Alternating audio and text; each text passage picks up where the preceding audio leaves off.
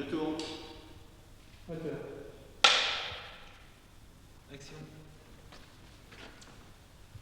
Bien. Oui, mais écoutez, le lustre superbe. Et je crois que vous avez quelque chose à Oui, c'est le dernier manuscrit, vos productions. le livre de l'hospitalité, et bon, qui va rejoindre tous les autres. Je peux regarder? Voilà. D'abord, je vous remercie parce qu'il est pour nous. Il est pour vous. Et... Texte, ça s'appelle. Donc vous nous apportez cet ouvrage? Oui, c'est le dernier manuscrit, le dernier livre. Mais écoutez, je vous remercie. Oui. Ça va enrichir nos collections. Après, Feydeau, ça vous paraît peut-être pas très sérieux. Et Jouvenel, qui est un monsieur beaucoup plus sérieux encore que nous deux. Mais ça nous fait un très grand plaisir. De quoi est-ce que ça traite? Eh bien, c'est de l'hospitalité. Un thème qui m'est assez familier, mais qui est très, très, très difficile. En tout cas, vous avez l'hospitalité de la Bibliothèque nationale. Et je vous remercie. Voilà, on va mettre ça au département des manuscrits. Ah non, je vous le rends pas. Hein. Ah bon. Très bien. Voilà, ça va? Non, du coup, je vous le rends là, parce que vous le... Il reste pas grand-chose. Je tourne. Je dis rien. Attends, je me vois recule un peu. Non, c'est bon. Recule un peu. Voilà. Non. Voilà. Monsieur, voilà. Ça, c'est bon. Non, plus par là. Voilà, ça, c'est bon. Allez-y. Remettez-lui le livre. Tu me donnes le livre? Tu me donnes le livre? C'est le manuscrit de mon dernier livre, le livre de l'hospitalité.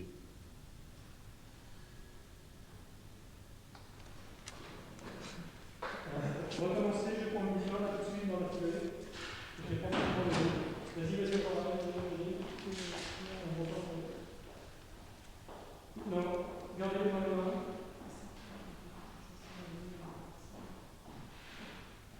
Voilà, c'est bon.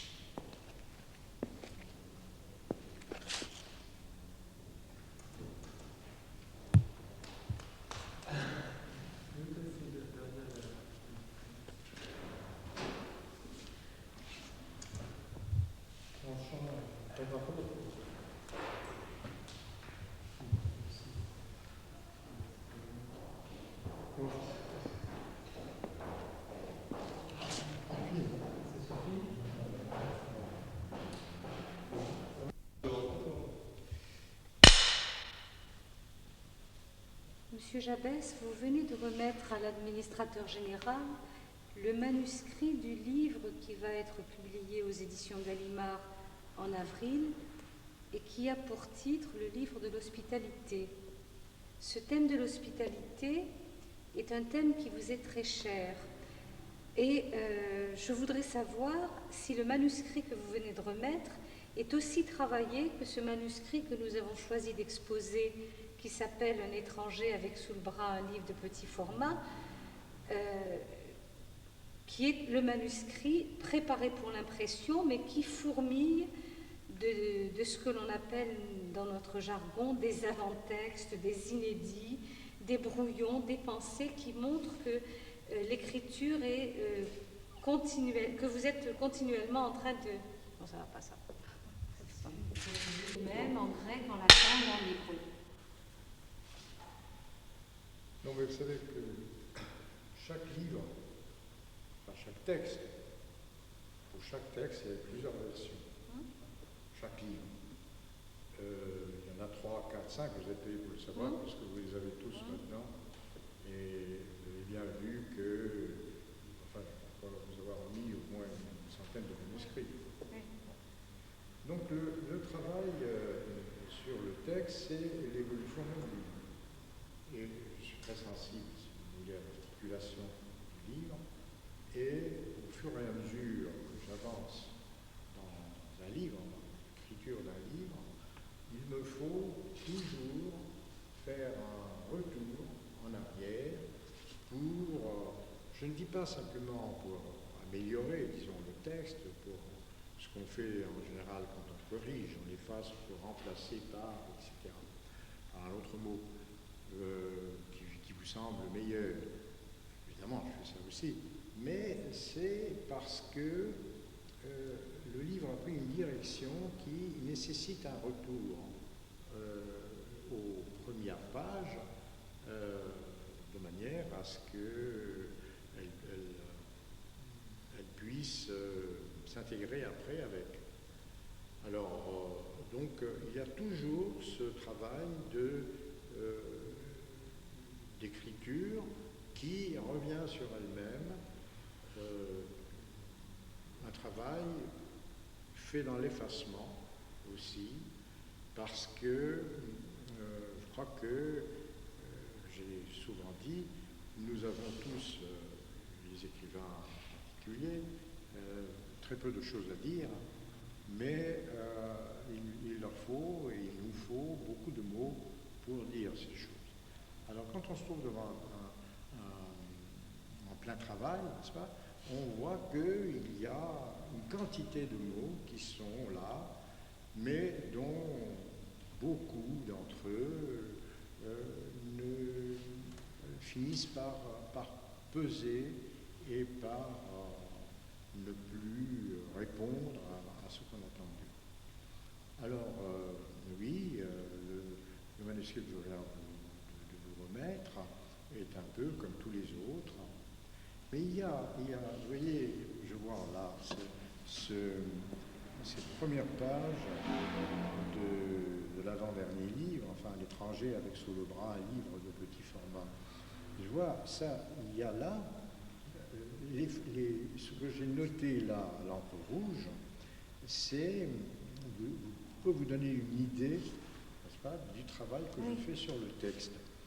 Je me souviens très bien, voilà, que j'avais ce texte, enfin ce manuscrit sur mon bureau, j'étais prêt à le donner à la frappe, et tout d'un coup, je me suis aperçu qu'il ne respirait pas, qu'il fallait absolument introduire le quotidien, qu'il était trop dense, etc. Mais il fallait que je l'écrive, comme si il s'agissait de quelqu'un d'autre. Et alors, il y a ces choses qui paraissent qui peuvent paraître puériles aux autres, mais qui pour moi montrent, si vous voulez, ce rapport de force qu'il y a constamment entre l'écrivain et son texte. Alors, vous voyez ici, par exemple, première notation, il faut aérer le texte. Il ne respire pas. Et je le sentais. Pourquoi avoir éprouvé le besoin de l'écrire? Il fallait que je le marque, là. Vous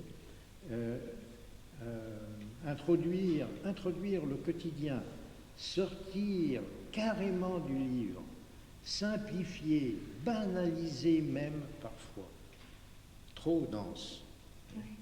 Parce que ce texte, pour moi, tout d'un coup, m'est apparu comme un texte qui ne respirait pas, qui n'avait pas de vie, qui était une espèce de suites,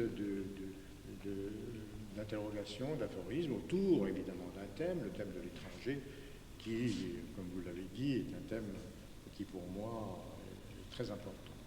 Exactement comme le thème de l'hospitalité, qui ne pouvait venir qu'après un étranger avec sous le bras un livre de la petit suite. format.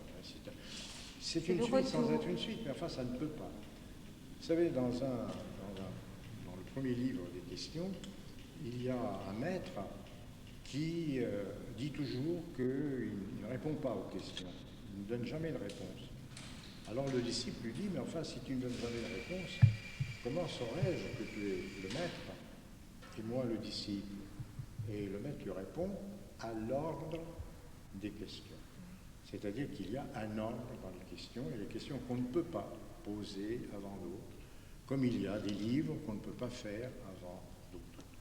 Voilà, c'est pour ça que ce livre des questions est une espèce de longue suite d'interrogations, mais qui n'a jamais été, si vous voulez, prémédité. Ce n'est pas quelque chose que j'ai vécu au départ comme une très longue suite. Je savais que ça allait continuer parce que dans chaque manuscrit, il y a ce que je tiens toujours à laisser, c'est ce que j'appelle des manques.